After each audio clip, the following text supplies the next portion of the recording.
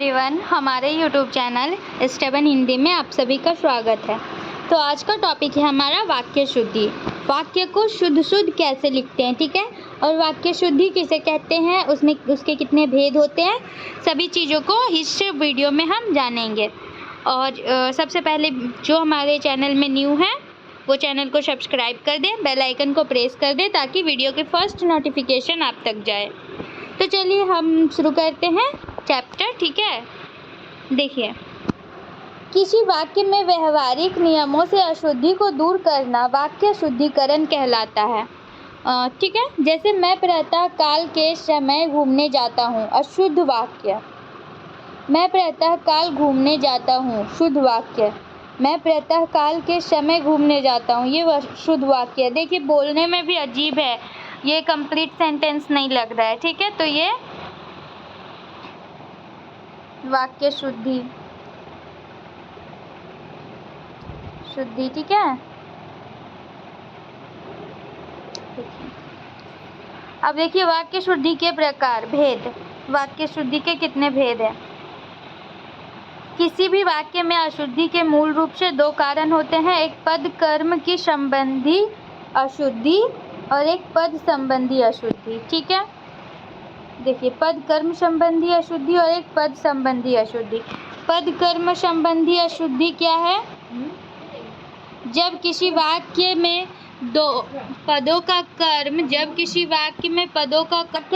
का कर्म व्यवहारिक नियमों के अनुसार नहीं होता है तो वाक्य में जो अशुद्धि होती है उसे पद कर्म अशुद्धि और पद कर्म संबंधी अशुद्धि कहते हैं, ठीक है। जैसे मंत्री जी को यह एक फूलों की माला पहनाई, ये अशुद्ध है। मंत्री जी को फूलों की एक माला पहनाई, ठीक है, ये शुद्ध वाक्य है। पद कर्म मीन जो वर्ड है ना वो एक लाइन से नहीं रहता है, सजाया हुआ नहीं रहता है, तो वो अशुद्ध होता है, ठीक है। उसकी शुद्धि के लिए उसे हमें पद कर्म को सही लिखना पड़ता है। अब आगे हम देखते हैं पद कर्म संबंधी वाक्य शुद्धिकरण के महत्वपूर्ण नियम, ठीक है। तो देखिए, वाक्य में प्रयुक्त पदों का कर्म कर्ता का विस्तारक प्लस कर्ता प्लस कर्म का विस्तारक प्लस कर्म प्लस क्रिया का विस्तारक प्लस क्रिया प्लस पूरक का विस्तारक प्लस पूरक, ठीक है।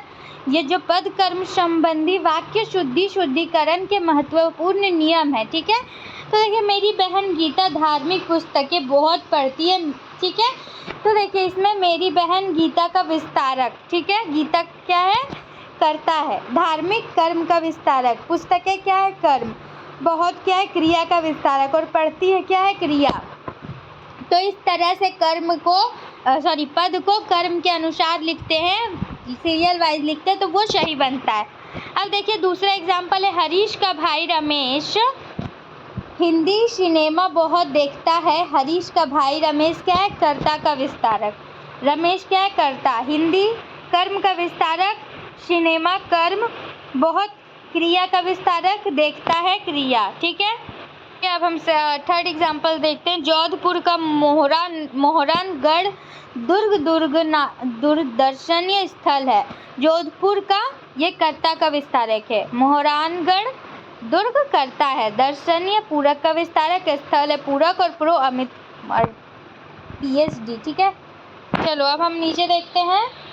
यदि किसी वाक्य में सजीव कर्म हो तो उसके साथ को परसर्ग प्रयुक्त होता है, और यदि निर्जीव कर्म हो तो उसके साथ को परसर्ग का प्रयोग नहीं होता है, ठीक है। मतलब कोई वाक्य में जो सजीव कर्म है उसमें अगर वो कर्म जो है वो सजीव होगा, ठीक है, वो तो उसमें परसर्ग को जो चिन्ह है वो यूज़ होगा, ठीक है। और वो सजीव नहीं होगा तो उसमें परसर्ग को नहीं यूज़ होगा। जैसे विजय कपड़े सिलता है, मीना खाना पकाती है।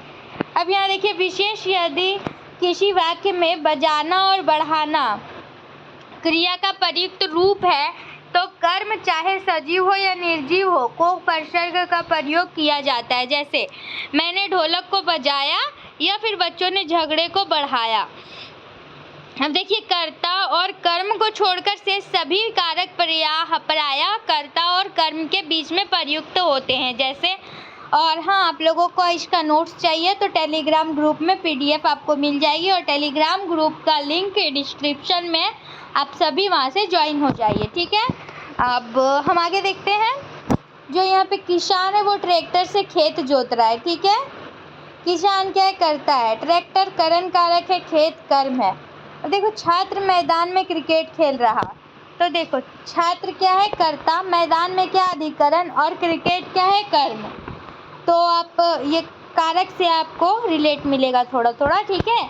देखिए यदि किसी वाक्य में पूर्वकालिक क्रिया और मुख्य क्रिया दोनों प्रयुक्त हो तो पूर्वकालिक क्रिया हमेशा मुख्य क्रिया से पहले प्रयोग की जाती है। जैसे मेरे आते ही वह फफकार कर रोने लगी, ठीक है। मतलब मेरे आते ही, तो इसमें पूर्वकालिक क्रिया क्या है, वो फफकार के रोने लगी है, रोई बाद में, पहले हम आए ना उसके बाद ना, ठीक है। देखो फफकार कर है ये पूर्वकालिक क्रिया और रोना ये मुख्य क्रिया है, ठीक है। अब हम आगे देखते हैं। यदि किसी वाक्य में क्रिया के साथ ना नहीं का प्रयोग हो तो ना नहीं हमेशा क्रिया के पहले प्रयुक्त होता है। जैसे विकास क्षमा नहीं मांगेगा, राकेश जयपुर नहीं जाएगा, ठीक है।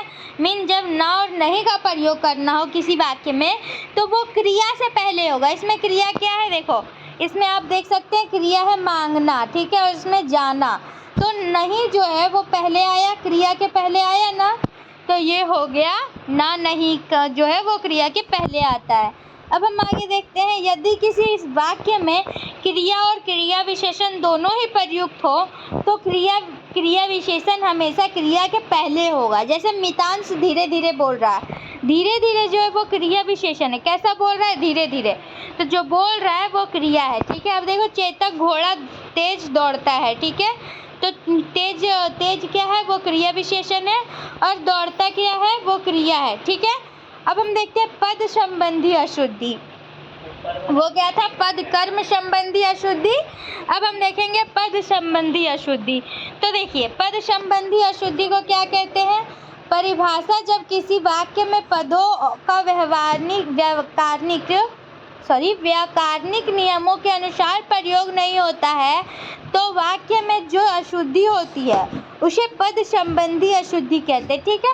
मीन जो वाक्य में जो है वो वाक्य का जो शब्द होता है वो व्याकरणिक नियम मीन व्याकरण के अनुसार इस्तेमाल नहीं किया जाता है तो वो पद संबंधी अशुद्धि कहलाता है।